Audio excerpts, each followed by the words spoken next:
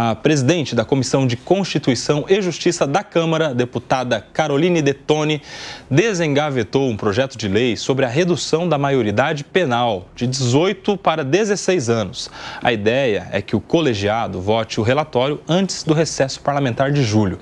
Deputados da base governista temem que a pauta avance devido à composição atual do Congresso. O próximo passo seria a convocação de um plebiscito sobre o tema e a proposta é que a consulta popular seja organizada pelo Tribunal Superior Eleitoral e pelas Cortes Eleitorais Regionais. Ou seja, projeto da redução da maioridade penal andando no Congresso, com a possibilidade, inclusive, de uma consulta popular. Se consultar a população toda, ô Bellucci, você acha que a gente vai ter uma decisão de reduzir ou não a maioridade penal? Eu tendo a imaginar que teria para reduzir, viu, Kobayashi? Até porque a gente, infelizmente, fica discutindo questões pontuais, né? A saidinha, a maioridade penal. A gente devia reformular a legislação como um todo, que ela é excessivamente permissiva ao crime organizado e até, de alguma forma, incentivadora, porque são muitos e muitos benefícios para o preso e para a vítima nenhum.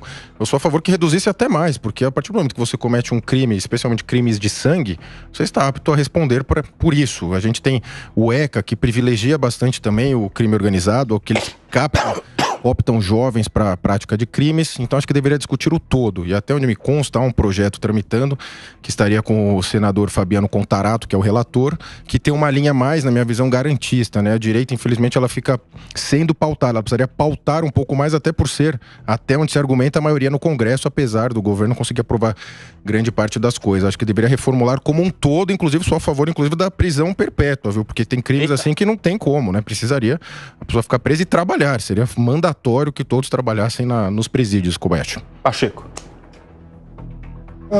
Acho que uma discussão tem a ver com a outra. Falávamos em educação, falamos agora em reduzir a maioridade penal, né? Se nós tivermos uma educação inclusiva, com certeza a criminalidade entre jovens, adolescentes, cairá, né? Você reduzindo a maioridade penal, isso não vai cair de jeito nenhum. Fundação Casa recupera alguém? Não recupera ninguém. Na Inglaterra, eu me lembro, uma criança de 9 anos matou um coleguinha. Foi condenado à prisão perpétua. Se a gente quer esse modelo, vamos aprová-lo. Fala, Diegão. Ô Koba, eu sou favorável à redução da maioridade penal, até diante dos altíssimos índices de atos análogos a crime, né? Porque o menor no Brasil não pratica crime, pratica uma infração que é relacionada ao crime que é praticado. Mas eu acho que isso tem que ser feito uma análise caso a caso. Eu concordo aqui, de certa forma, com o Pacheco, que não adianta você estar encarcerando criança e adolescente por crimes como furtos, enfim. Agora, tem uma proposta, inclusive, no meio do caminho aí, viu? Uma proposta aqui de reduzir só para crimes com violência mais graves, hediondos. Crimes mais graves. Ou como, por exemplo, é o modelo da Inglaterra, dos Estados Unidos, na qual existe a possibilidade, a critério do juiz, de que um jovem seja julgado como um adulto, a depender das circunstâncias do crime. Fato é que a gente precisa se debruçar sobre essa matéria e o Congresso, avocando para si a função que lhe cabe, está justamente fazendo isso. Vai promover um amplo debate a respeito do tema. Espero que isso não seja aprovado também com os regimes de urgência que estão se tornando, infelizmente, comuns para temas delicados como esse, mas eu espero ver esse debate, acompanhar esse debate, porque, de fato, o Brasil tem um gravíssimo problema com a questão dos crimes cometidos por jovens. E você, Aninha, votaria como aí? Ô Koba, eu vou te falar assim, não me soa mal a redução pretendida de 18 para 16. Eu acho que hoje, até pelo acesso à informação, a velocidade das coisas atualmente, o jovem de 16 anos já tem o discernimento daquilo que é certo e que é errado, ou pelo menos eu espero que ele tenha, né? Eu não acho que um jovem de 16 anos vá matar outra pessoa sem saber que está errado. Diferentemente, talvez, do exemplo da criança de 9 que não sabe exatamente o que está fazendo. Agora, eu concordo com o Diego quando ele diz que é essencial que seja feito um debate, né? Que seja mesmo feita uma consulta popular, que as pessoas sejam ouvidas, para que se chegue a algo que vá ser razoável, que vá ser aceito. Porque a gente sabe que no Brasil, às vezes, as leis elas simplesmente não são aceitas. E isso me leva a uma outra consideração no que diz respeito ao cárcere. E eu tenho insistido muito nessa tecla. Não adianta nada, e olha, não é que eu sou desencarceradora, mas não adianta nada a gente enfiar as pessoas dentro das prisões como elas são hoje aqui no Brasil. Porque todo mundo aqui concorda comigo que é escola de crime organizado. Então a gente precisa olhar não só para fora, mas para dentro do sistema penitenciário, para entender e pensar em instrumentos que façam com que o preso que está lá dentro consiga sair de lá com alguma perspectiva que não fazer favor para quem continua lá dentro. Porque isso sim faz com que as taxas não sejam reduzidas, com que a pessoa volte. O problema está lá, o problema fundamental está lá dentro. Tem que fazer presídio cívico-militar, viu, Pacheco? Vamos resolver a situação. Fala, ô Krigner. Isso aí, se desculpa. Tô brincando. Beira o nazifascismo. Não, campo de concentração. Calma. Deixa eu falar uma coisa então aqui para ninguém distorcer, né? Porque senão daqui a pouco tem um cancelamento. Exato. Senão daqui a pouco gera um cancelamento aí indevido. Só quero trazer um dado aqui para você que nos acompanha. Hoje nós estamos com uma audiência, inclusive aí maravilhosa. Um abraço para você que no Domingão está aqui com a gente na Jovem Pan. Pega os dados disciplinares do presídio Romão Gomes, que é um presídio militar aqui do estado de São Paulo. Veja quantas rebeliões já tivemos nesse presídio militar? Nenhuma.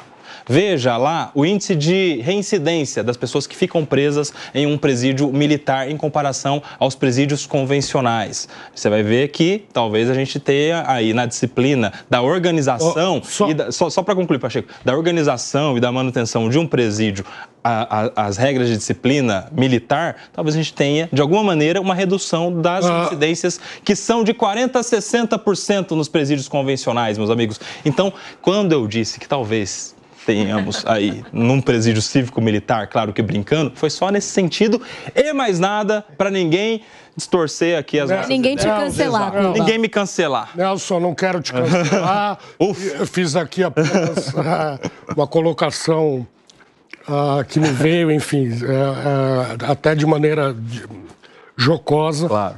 Agora, o presídio Romão Gomes, a qual você se refere, é um presídio onde ficam presos os policiais militares que estão em prisão preventiva ou que tenham sido condenados.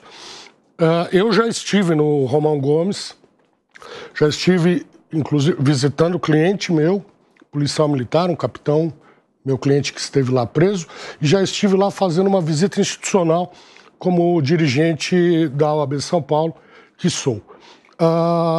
Modesto, mas dedicado. É um presídio que tem, se todos os presídios oferecessem aos presos esse sistema de reinserção e reeducação que o Romão Gomes oferece, estaríamos no melhor dos mundos. As facções criminosas não estariam dominando. Então eu não estou tão errado assim. Fala lá, Krigner. Duas coisas que eu acho que a gente precisa considerar, que é assim, por que o menor de 18, ele não é hoje considerado como alguém que é imputável, né? É porque o pensamento é que ele não tem a capacidade de pensar aí nas suas ações. Como já foi falado aqui, hoje o cara com 16 anos, ele tem maturidade e acesso à informação suficiente para tomar decisão. Por que não 15? Tanto é que ele pode até votar. Por que não 10? Já podemos abrir essa discussão, mas se ele pode votar em 16, então ele é um perigo para a nação. Se ele não tem capacidade de fazer uma análise crítica, ele não deveria não deveria mais votar. Então, assim, acho que aí a gente já está chegando num conceito. E já vai descendo isso. Agora, outra coisa é que, assim, tem um estudo muito interessante da Universidade de Brown e eles trazem aplicações em nações também na América do Sul. De que o que faz com que o criminoso deixe de cometer crime não é a duração da pena, mas é a certeza da pena. Então, enquanto a gente está vivendo com essa superpopulação carcerária, esse déficit das cadeias, todos esses problemas, e também a questão na polícia, que volta ao tema também pela desprestígio geral que é feito culturalmente no Brasil, mas também pela metodologia, a gente então não vai ter a solução do problema. Você vai descer de 18 para 16, o crime organizado vai recrutar o de 15, o de 14, vai continuar com a mesma estratégia, talvez com alguns resultados afetados, mas a certeza de pena ainda não foi alterada. E aí isso volta numa discussão que é maior ainda. Então, vamos reduzir? Vamos reduzir, mas talvez o timing dessa redução aí não está muito alinhado com as outras demandas para onde a gente vai encaminhar esse povo que cometeu o crime. Tem que analisar o contexto. Você chamou aí a fala o Marquês de Beccaria, que no século XIX, já no livro que ele escreveu, dos delitos e das penas, ele preconizava justamente isso. O que reduz a criminalidade não é a quantidade de pena, mas a maior certeza de punição.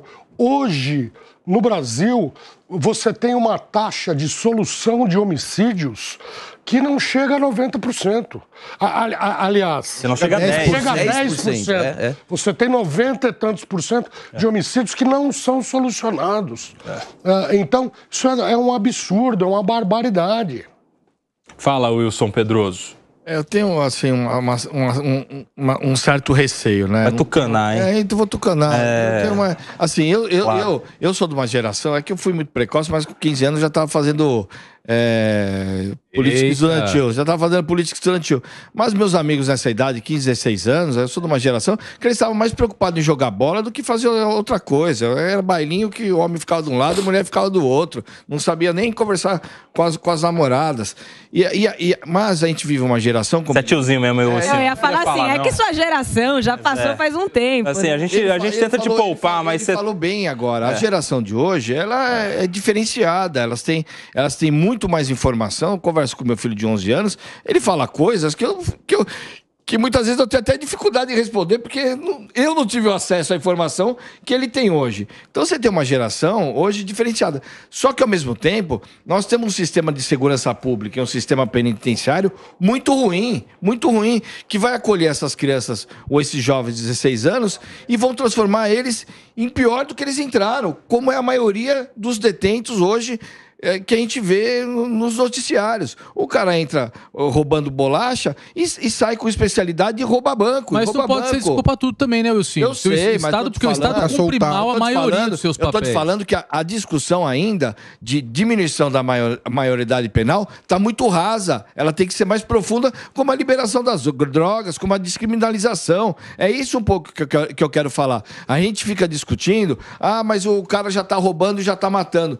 Olha, tá tudo bem, mas isso é um problema da sociedade, é um problema da segurança pública. A gente, às vezes, não tem as respostas suficientes para realmente tomar decisão se esse jovem de 16 anos tem capacidade mesmo, ou se o seu poder público tem capacidade de acolher esse jovem e trazer ele para uma coisa melhor após os 2, 3 anos, após os 10 anos que ele sair da penitenciária. Então, eu acho que é isso. É uma discussão ainda muito rasa. Tem que ter uma discussão muito profunda, como é a discussão da liberação das drogas. Eu não estou convencido de liberação das drogas. Eu sou contra. Mas, de repente, se trouxer uma discussão mais profunda nesses dois temas, capaz que eu firme minha opinião. As drogas eu sou contra. Mas essa questão da maioridade penal, eu ainda tenho minhas dúvidas, mesmo achando que a sociedade hoje é muito mais diferente do que foi minha geração e, de repente, caberia já um jovem de 16 anos que cometeu um crime hediondo ou um crime grave ser preso. E essa questão aí que os colegas falam de entrar na cadeia e sair pior, ser cooptado pelo crime organizado... Você acha que então deveria ter uma alternativa aí para, de repente, não juntar o preso de 16 anos com o preso reincidente, com o preso de Mas nós já temos uma FEBEM também que não resolve. O problema é de outra complexidade. Agora, o ponto... antigo mesmo, hein? FEBEM, hein? Fundação Casa. O ponto é que soltar o preso nunca é a solução. Nunca é a solução soltá-lo. O que mais é eficaz no combate aos crimes é deixar o preso. Só que a gente tem uma cultura de soltar o preso, uma legislação de soltar os presos. É óbvio que ele entra lá, o PCC, o crime organizado, está dominando o presídio, mas ele não dominaria sem ele ter trânsito no presídio, na política, no Ministério Público, no Judiciário. Ele é multipresença, então não seria possível isso. Agora, a solução não é soltar. O presídio é muito ruim, não cometesse o crime, isso é elementar. Agora, tem coisas que eu não consigo entender também. Eu já acho difícil entender o porquê que a polícia, as Forças Armadas não conseguem fazer uma mega operação e desarticular o crime organizado em um território que sabe-se que o crime organizado ali atua. O cara já tá preso, a facção tá operando dentro do presídio, controlando o presídio, já num espaço físico delimitado.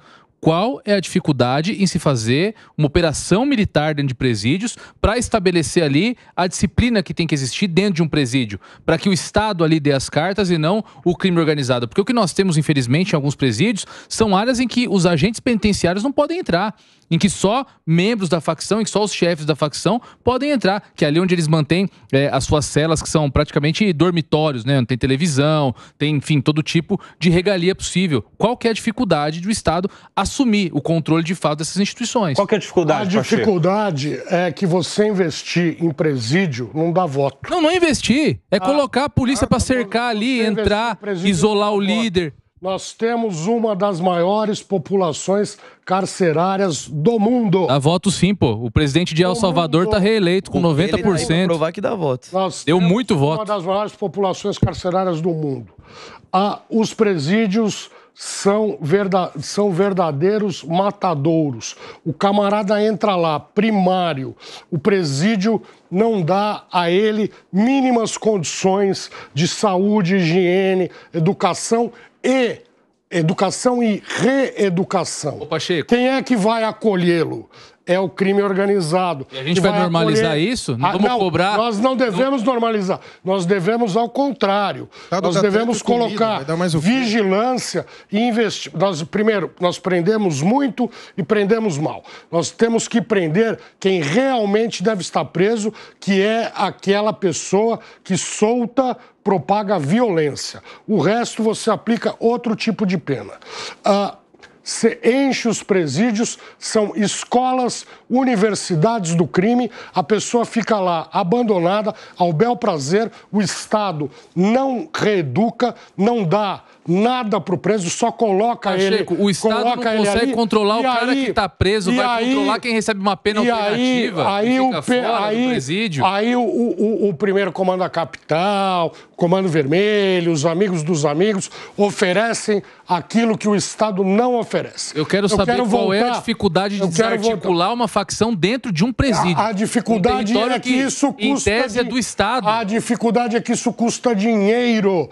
E o Estado não investe dinheiro em presídio. O Estado fica com falácias que a população compra. Bom, fica a crítica aqui do Pacheco ao governo federal, então, que não está fazendo o seu papel. Não está fazendo o seu papel de tomar conta dos presídios. Também ao governo federal. Devo dizer a você que até 2002 não havia um presídio federal nesse país. Hoje existem 5. São poucos. Mas é competência privativa da União legislar sobre as questões... sobre as questões carcerárias. Os presídios são os presídios no Brasil, do Maranhão ao Rio Grande do Sul, passando e se concentrando no Rio de Janeiro e São Paulo, são uma vergonha. São uma vergonha. São lugares assim, onde quem tiver um mínimo de dignidade entra para o crime. Porque é o crime que se apresenta e se oferece para cuidar do cidadão e da sua família que está na rua. Eu queria voltar, apenas para encerrar o assunto. Não encerrar não, que tem outra resposta. Encerrar a minha fala. Falava-se aqui da justiça... Falava-se aqui de infância e juventude, da justiça minorista. Eu queria dizer o seguinte, no estado de São Paulo, pelo menos... estou tratando de crimes não violentos, tá? De crimes de furto, crimes de menor potencial ofensivo. A justiça minorista é um exemplo para o Brasil inteiro, funciona de maneira maravilhosa, reeducando através da justiça restaurativa esses pequenos, entre aspas, delinquentes.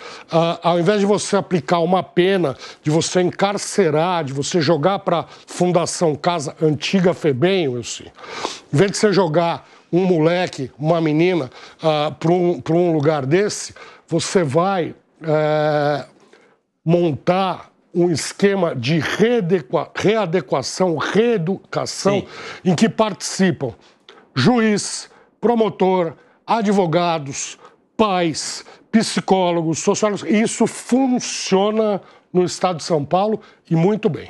Fala, Kriegner, você tinha pedido. Olha, não dá pra gente dizer, e aí eu quero trazer todo o histórico da nossa conversa, que o problema é só dinheiro. Ah, tá faltando o Estado, qual é a dificuldade do Estado? Se o dinheiro não é o problema central, não é só com dinheiro que vai resolver educação, não é só com dinheiro que vai resolver saúde, também não vai ser a questão da segurança e da cadeia, né? E eu acho que a coisa mais importante, você conversa com os policiais, aí respondendo a pergunta do Diego, qual que é a dificuldade da gente fazer uma operação? Não são só as leis, mas são as pessoas e as lideranças no poder judiciário do país. Eu conheço policiais militares que tiveram que pegar empréstimo pessoal no banco para poder arcar com custo de advogado porque não cobria ou o que era oferecido não era satisfatório para a ação que ele estava ali e que não era uma questão assim de um crime que ele cometeu, foi uma operação que fugiu do controle. Então, qualquer operação que você vai fazer dentro de uma penitenciária ou qualquer que seja a operação que for feita, se alguém é arranhado, o primeiro a tomar na cabeça ali vai ser o policial militar, vai ser aquele que deveria estar cumprindo, que na verdade está ali não por livre e espontânea vontade, está cumprindo uma ordem. Esse cara, saiu um preso ali machucado, saiu alguma coisa, e de novo, não estou defendendo aqui violência, dizendo que vale tudo, não vale. Mas que policial ou que operação vai querer peitar um sistema que vai cair em cima da cabeça deles? Não só ele arrisca a vida dele entrando ali dentro da cadeia e fazendo desmantelando uma operação que não é uma coisa tão simples, mas quando ele sai, chega em casa, tira a farda, ele chega lá uma cartinha, um processo criminal contra ele, e ele vai gastar anos respondendo aquilo, até para provar a própria inocência com dinheiro do próprio bolso, que a gente sabe que não é muito. Olha, então, que incentivo existe para ter uma operação como essa da cadeia? O policial não pode, o policial, como nenhum funcionário público, como nenhum funcionário privado, como nenhum cidadão, ele pode estar livre de responder por eventuais excessos. As categorias militares, elas estão organizadas em sindicatos que cobrem, sim, associações que cobrem, sim, a defesa dos policiais. Mas isso é um bom modelo? Isso não, é um bom modelo. É o sindicato que vem pela boa vontade do sindicato? Não é boa vontade. Uma cobertura Todo jurídica. policial que estiver sendo processado, ele vai ter o suporte da associação. Ou associado. Ele tem que despender do salário dele para pagar. Tem um custo. Não é gratuito, né? Exato. Tá claro. Não. Então ele paga para poder defender o trabalho que ele fez. De novo, considerando o policial honesto, né? Considerando que ele já ganha pouco. Eu, para advogar, pago o OAB. Mas não é a mesma coisa, né, Pacheco? Vamos concluir. Como não é a mesma coisa? Não é. Uma coisa é uma coisa, outra coisa é outra coisa. Exato. É outra coisa, aquela velha frase. Não, e a OAB não me defende. Quer dizer, a OAB me defende se eu estivesse sendo processado em função da minha atividade profissional. Não só a OAB te defende, mas como o Pacheco. A Comissão de Direitos e Prerrogativas vai te defender. O presidente da Comissão de Direitos e Prerrogativas é um cara, é o advogado dos advogados, é um cara muito modesto. E que no caso é você mesmo. No caso sou eu. Exato. Só para deixar claro. Mas para lembrar aqui, para quem está assistindo entender, o policial militar ele não pode ser sindicalizado, tem uma vedação constitucional. Então eles se organizam em associações voluntárias. O cara ele pode se associar a uma associação que oferece a ele ali um serviço jurídico em caso de necessidade, mas não é gratuito. Ele tem que pagar algo por isso. É isso que diz o Kriegner. O cara já coloca a vida em risco, coloca também toda a finança dele em risco quando ele volta de uma ocorrência, porque ele não sabe se aquela ocorrência que ele foi atender vai tirar dele ali muito dinheiro para a sua defesa. É uma questão também, né? Tinha até um projeto de lei, Ana Beatriz, que visava dar ao policial militar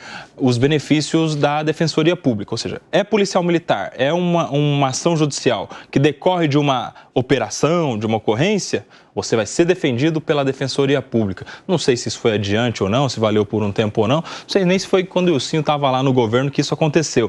Mas seria interessante.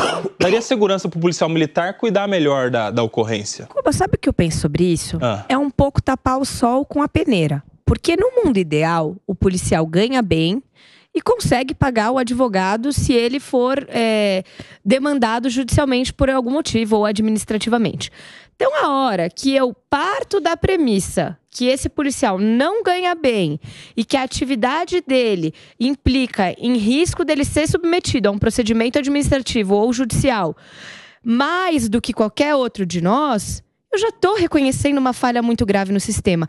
Acho sim que seria uma boa saída no curto prazo, porque talvez viabilizasse que ele tivesse assistência jurídica, dado que ele presta um serviço importante para a nossa sociedade e que ele é mal pago e que ele não consegue, talvez, ter a orientação jurídica adequada, sendo que ele corre o risco de ser processado mais do que em outras profissões. Sim. Então, no curto prazo, isso pode ser uma boa iniciativa, mas não resolve o problema fundamental, que é o quão mal pago esse cara é.